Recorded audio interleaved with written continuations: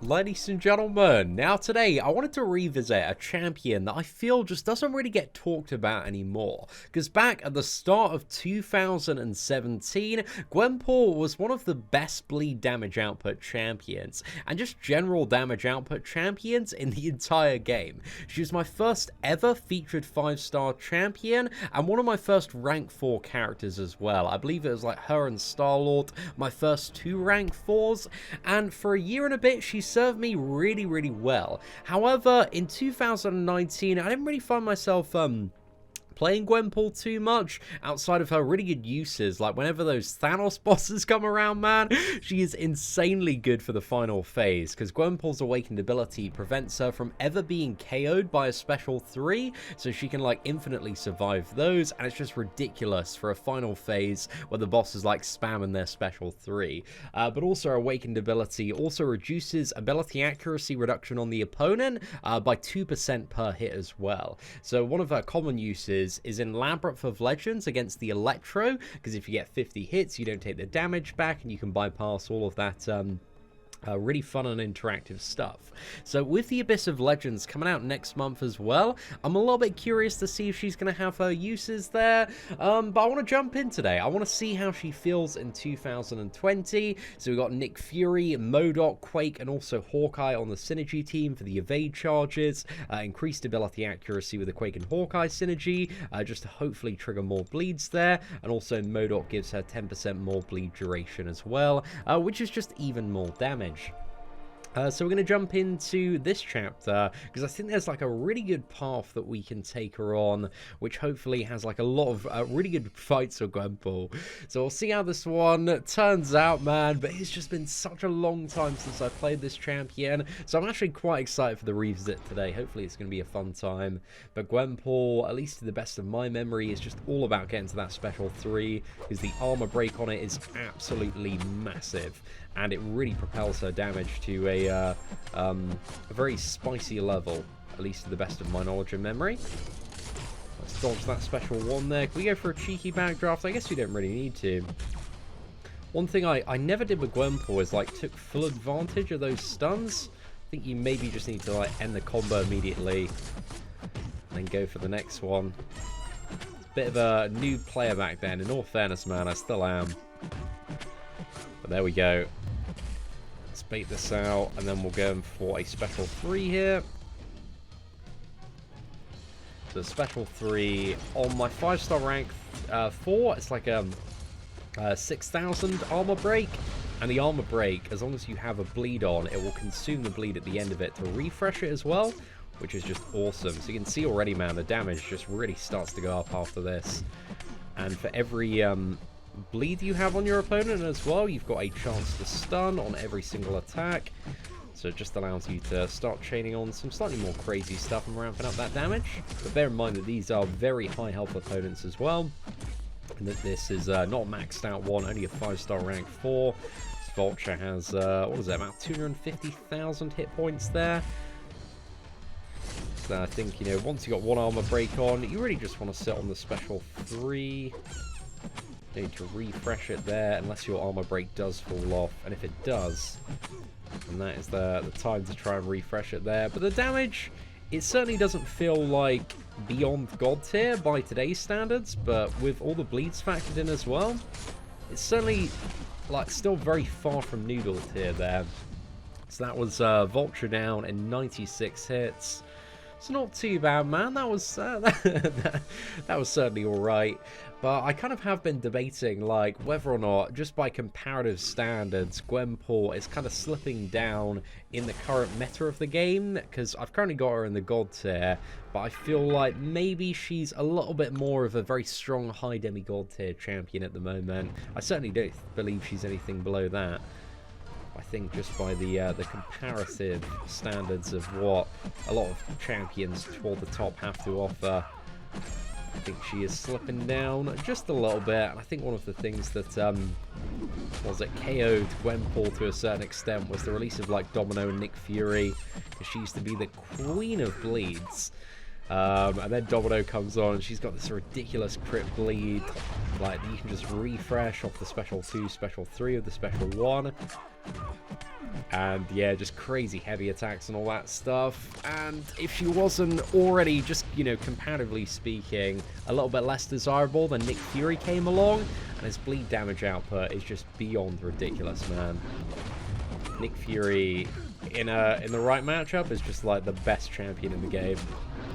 See, he's got like the fastest times on all sorts of Labyrinth of Legends bosses, but here, man, with a class advantage, she is friggin' shredding. Unfortunately, we didn't get the right RNG and play aggressively enough, so we lost the armor break there, which is a very tragic situation. I always really like the design of Gwenpool, because at her base, like, she goes into a matchup and she's a champion that hits decently hard, but she also has this wave via the special 3 that you can just propel that damage a little bit further as well. And one thing that I think lets Gwenpool down a little bit as well, and maybe this is based off the skill of the player, is her block proficiency is slightly below the average. So I think as health pools and attack pools have got bigger, it's noticeable that she does get chipped away a bit more quickly than other champions. Even if you are playing fairly consistently.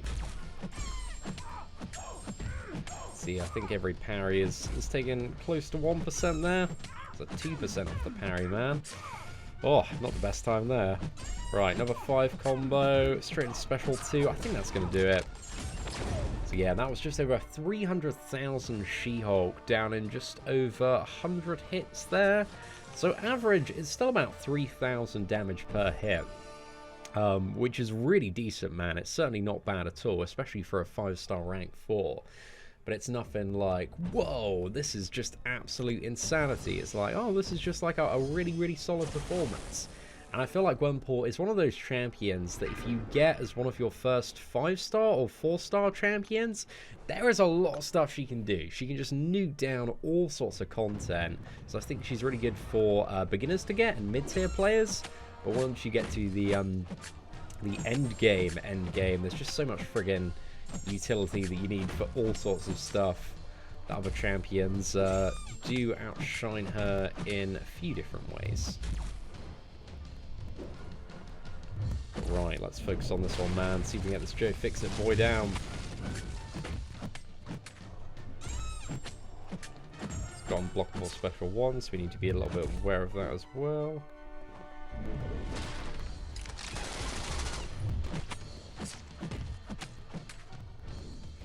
Right, I think we just go for the special 3 there. We could have done another combo just to safely get into the special 2, so he might come out of this. And then special 1 me quite quickly, but as long as we dodge that initial bit. Oh, no, we got the stun off that as well. Okay. Oh, no. It's hard to do anything unless you're paying very close attention. I forgot that you could stun off the special 3 as well, in all honesty, man. A very small chance to hit like any other. Come on, can we get a bleed? Yeah, boy. Okay.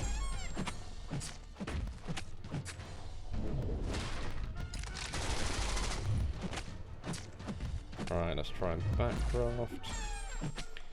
That did not work out as expected.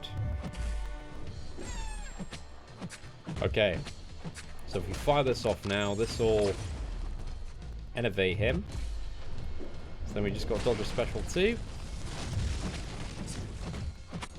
Oh, and there we go. Dude, that is a tricky Joe Fixit to get down, in all fairness.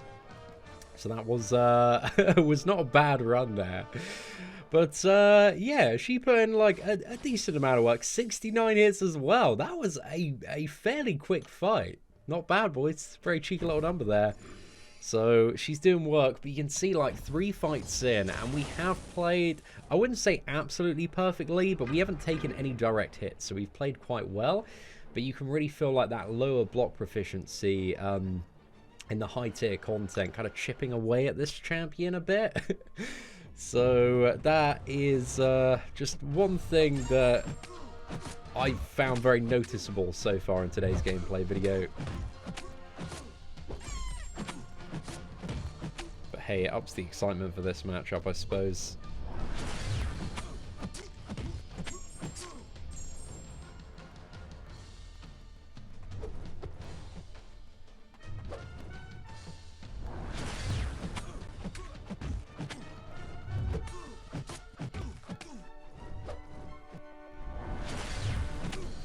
Right, let's dodge that special one. Bro, we're not really getting any bleeds here, are we?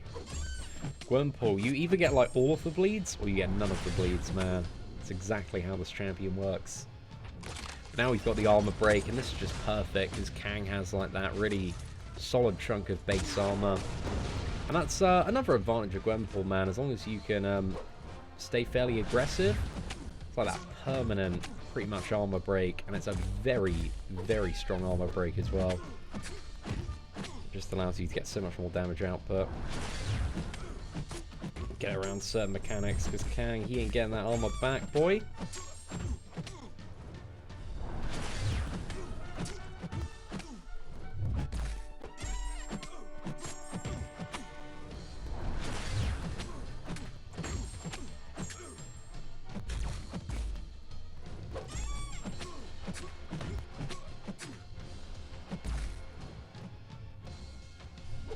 Then you also have that additional safety of being able to store another special 3 just in case you lose that armor break, which is always like a nice little safety net there.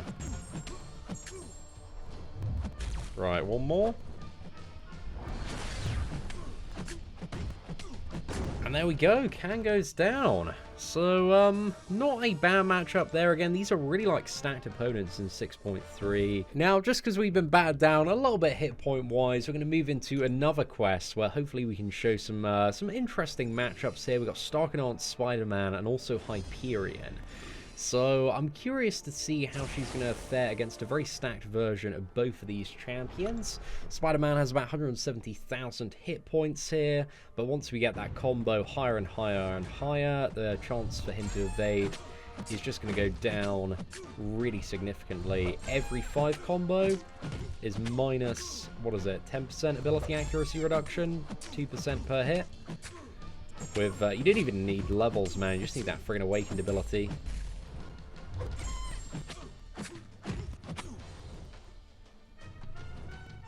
I was going to say push to the special 3 and just absorb that, but then I realised I'd lose my combo for the evade. So I think just smashing into this man is probably the way to go. I think like when the Seatin Spider-Man challenge first came out, because with the release of this champion there's like a Spider-Man challenge. I think Gwenpool's like my go-to counter for this man. He's very good at tearing through him, but that's ages ago, mate. I think that was was that 2017 as well?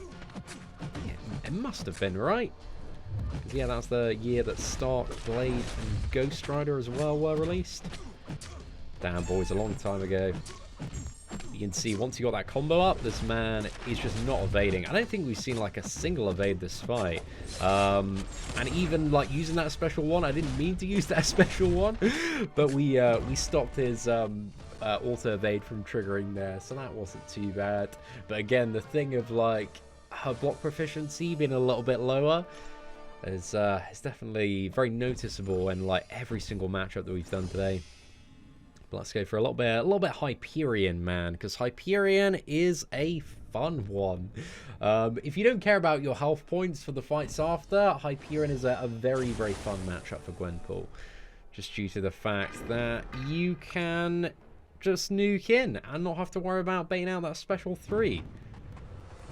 So I'll show you what we mean. And if you can get on a 6 stun chain as well, if the RNG gods are in your favor, going to be a very nice time. Not quite the Iceman or Symbiote Supreme level of mitigation on the special 3, as you're going to see. Right, where are these stuns, mate?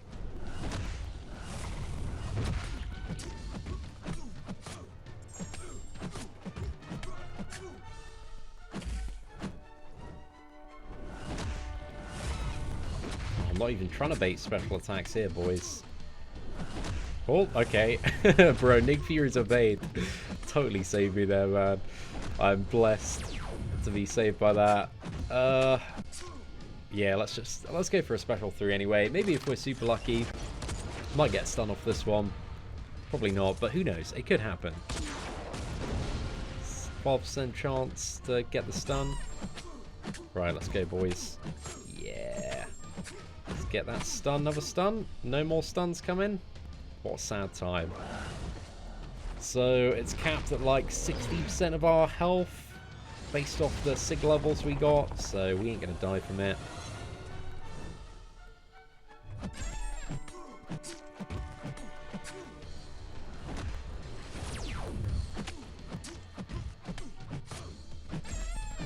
And we can just get this man down. So I wouldn't say like a full Hyperion counter, but in a scenario where there's ridiculous power gain, she can, you know, she has the potential to infinitely bait out those special threes there. So a couple of fights that might be really fun, or we might get absolutely ruined. I'm not too sure exactly how these are going to go, but in variant 3, the tech variant, there are just some crazy power gain fights in the first and second chapter.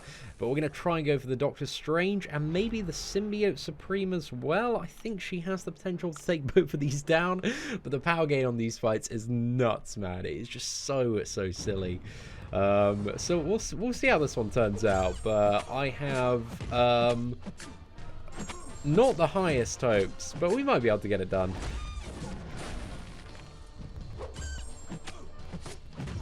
Also that stun as well. Let's go. Okay, we got 5 bleeds here. So we're going to take the first special 3. I don't know if we can finish this fight, man. We've also got like 50% damage reduction. Ah, well. Oh, yes. Chain stun. Let's go, boys. Let's go. And he's stunned coming out of that as well. So we can go in. We can murk that man. Get some alright damage. Again, 50% reduction. It's not working in our favour here. Yep. Oh, no, I couldn't hammer that one in fast enough. It's a good chunk, though. Good chunk. It's another special 3. Down to 14%. We still got parry buffer, though. A little bit of parry buffer.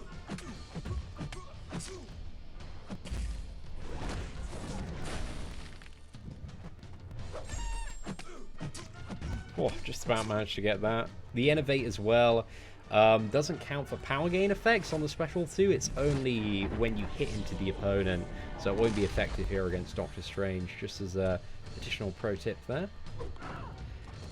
And there we go, we died of block damage. So, yeah, I mean, yeah, shows some of the potential stuff for Gwenpool, but that block is a really crippling factor, I think, as the game has progressed.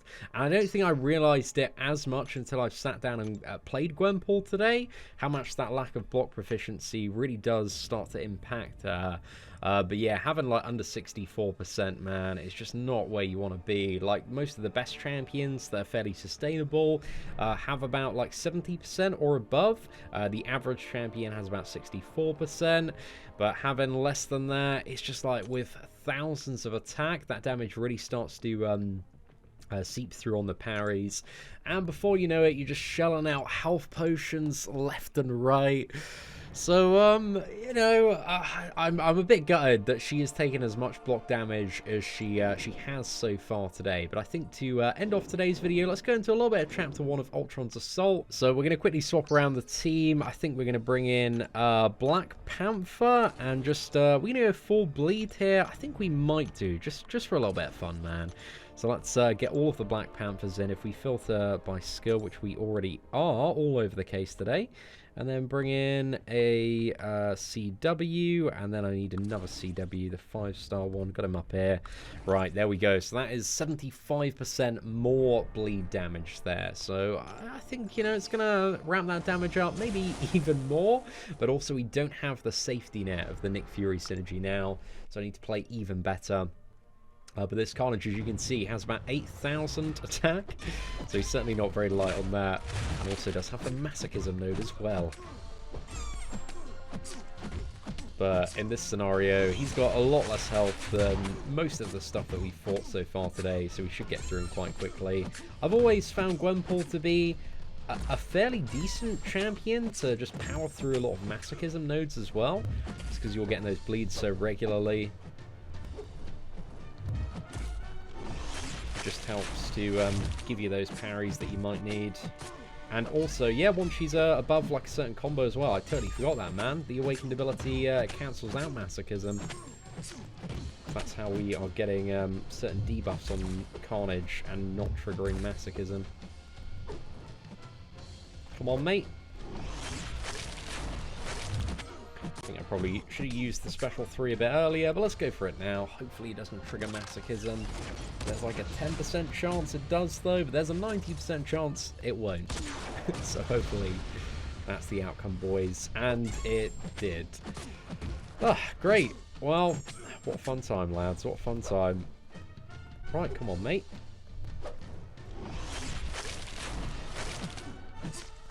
And there we go. That man is down. I need to use the armor break. Definitely in an interval where masochism is on cooldown. Might just be a bit of a weird interaction going on with the special 3 there.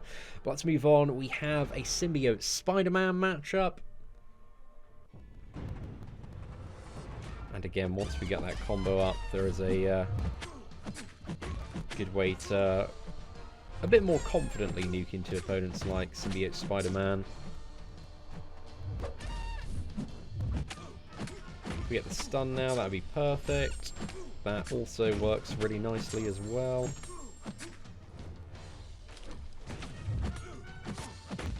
Oh, we just completely shot off the evade from that special attack with the awakened ability there. A really nice little interaction. Let's go for the special 3 here. He might just immediately come out of it in special 1. And you can tell on this fight as well, man, we are really taking it on the block damage.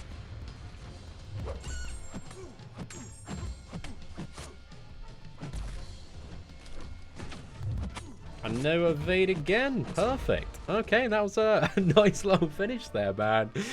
Should we go for one more matchup, the Sabretooth matchup? We do have the class disadvantage, but because a lot of the damage is being dealt via bleed damage, he's not going to regenerate that, and also with the Despair Mastery, we can mitigate it. So as long as we don't mess up too badly on the Sabretooth matchup, I think it's going to work, man. It's going to work. But we'll see what happens, boys. We shall see what happens here.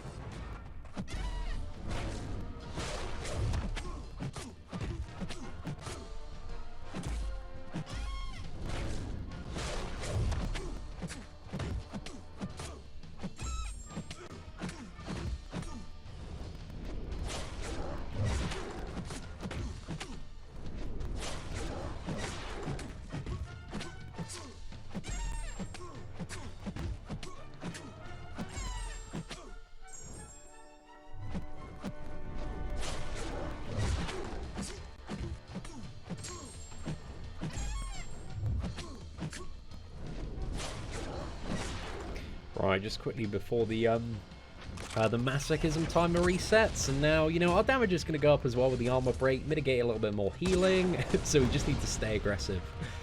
And we can do this, man. Take the Sabretooth down.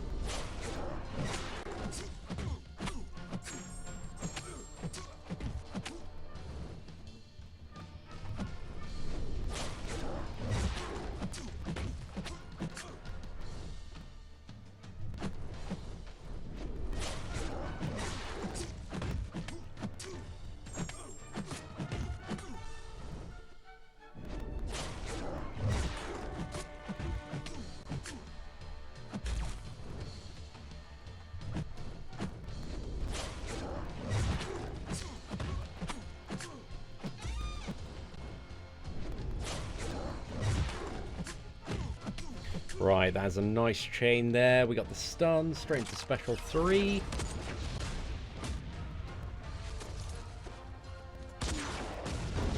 Sorted, mate, sorted. Right, we can go immediately in then. Oh, another stun. Going for the kill. Not bad. So, I still enjoy playing Gwenpool. She's a very fun champion. I feel like that block proficiency, just being a little bit lower than average though, again, is a little bit of a killer for me. Also, the fact that she has fallen a bit behind in utility. So yeah, I still think she's got some good uses, some good matchups. She's especially good for Invisible Woman as well.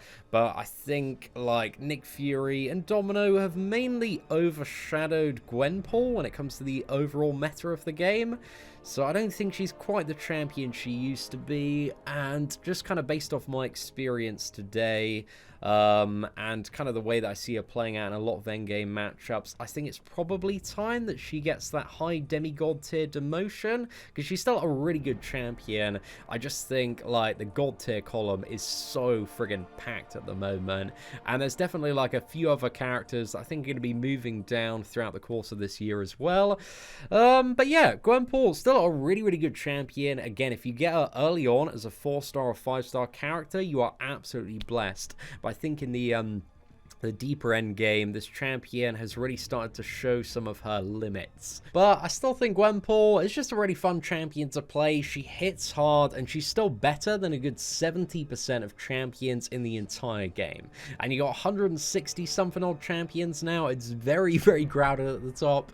So, ladies and gentlemen, let me know your thoughts on Gwenpool in the comments section below. What do you think of this champion? Aside from that, if you did enjoy today's gameplay video, please do smash that like button. That'd be greatly appreciated. Thank you very much for watching. Take care, and I hope that you have an absolutely fantastic day.